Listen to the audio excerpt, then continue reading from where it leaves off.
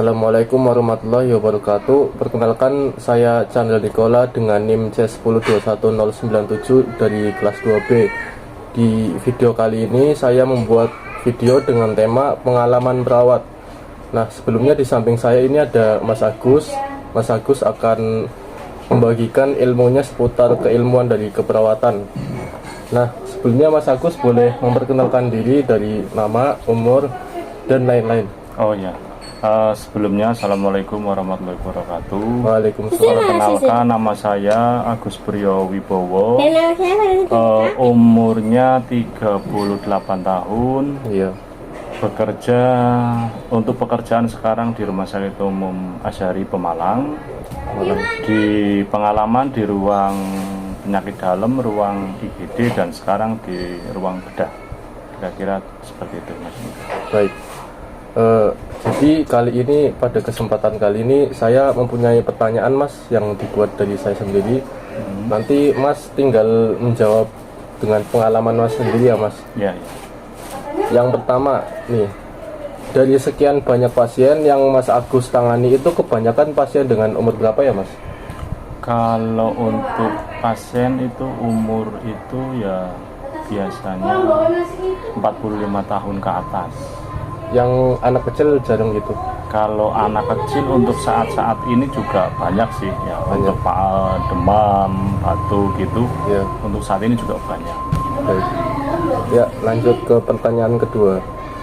Dari sekian banyak pasien yang Mas Agus tangani itu kebanyakan pasien mengidap sakit apa, Mas?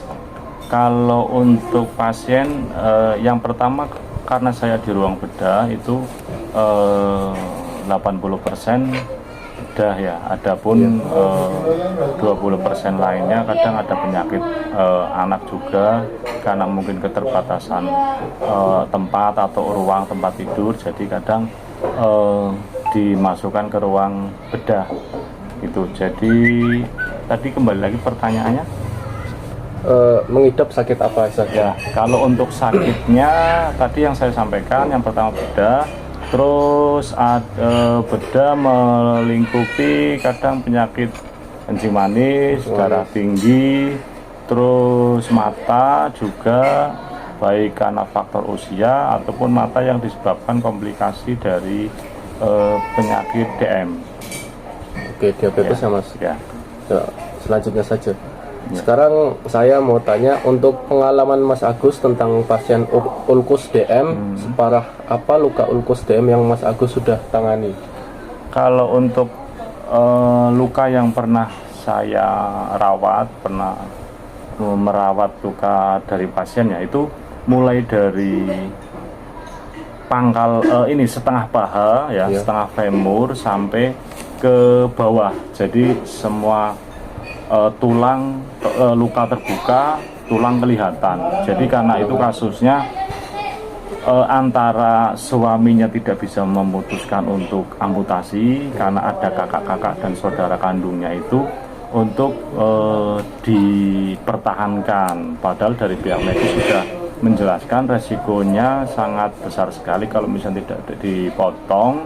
Risiko infeksinya sangat besar sekali dan itu bisa mengancam nyawa. Tetapi karena keluarga kandungnya tidak menghendaki untuk pemotongan, dikarenakan kalau orang Jawa dulu itu ibaratnya kalau meninggal itu ya harus diusahakan dalam kondisi utuh gitulah. Ini kadang terbenturnya dengan keyakinan-keyakinan masyarakat yang berkembang pemahaman yang mungkin belum kekinian gitu ya, belum sekarang gitu, masih dia itu berpikir lama, model-model lama gitu, kira-kira kayak gitu. Akhirnya ya saya rawat, terus banyak kendala juga sudah saya sampaikan dari awal.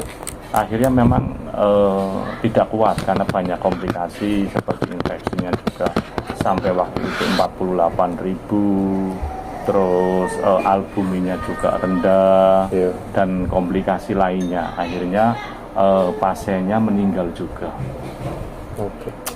Ya, ini pertanyaan terakhir saja, Mas. Dari semua pasien, berapa persen kesembuhan untuk luka ulkus itu, Mas?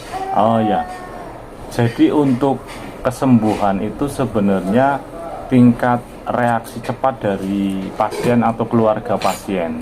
Kadang ada pasien yang tidak tahu bahwa di situ ada luka hitam-hitam, terus dikira keluarganya atau pasiennya itu lukanya sudah kering, ternyata hitam-hitamnya itu merembet dari bawah kulit. Kulit merembet masuk, ada pembusukan ke dalam, naik terus. Lah, kondisi seperti ini yang tidak disadari pasien dan keluarga pasien, sehingga bisa berlarut-larut sampai 1 minggu atau 10 hari, bahkan bisa lebih. Lah, ini kondisi seperti ini yang tidak diketahui karena mungkin nggak periksa juga gitu, tidak mendapatkan wawasan masukan dari nakes atau dokter gitu ya. Jadi akhirnya selang waktu yang sudah lama, seminggu atau 10 hari gitu, kadang lukanya sudah naik dan akhirnya banyak diamputasi juga. Lah, kalau yang sudah seperti ini sampai terlambat ini, tingkat kesembuhannya relatif sulit, walaupun banyak yang sembuh juga. Kalau belum ada komplikasi penyakit penyerta lainnya kayak darah tinggi atau gangguan ginjal, itu insya Allah masih tingkat kesembuhannya ya 70% sih, masih tinggi menurut saya. Baik. Berarti bisa sembuh ya Mas? Bisa sembuh. Kalau misalkan belum sampai pembusukannya merambat naik gitu. Ya, baik, kalau begitu pertanyaan sudah habis Mas. Kalau begitu terima kasih atas partisipasinya Mas Agus, atas memenuhi tugas video dari dosen saya.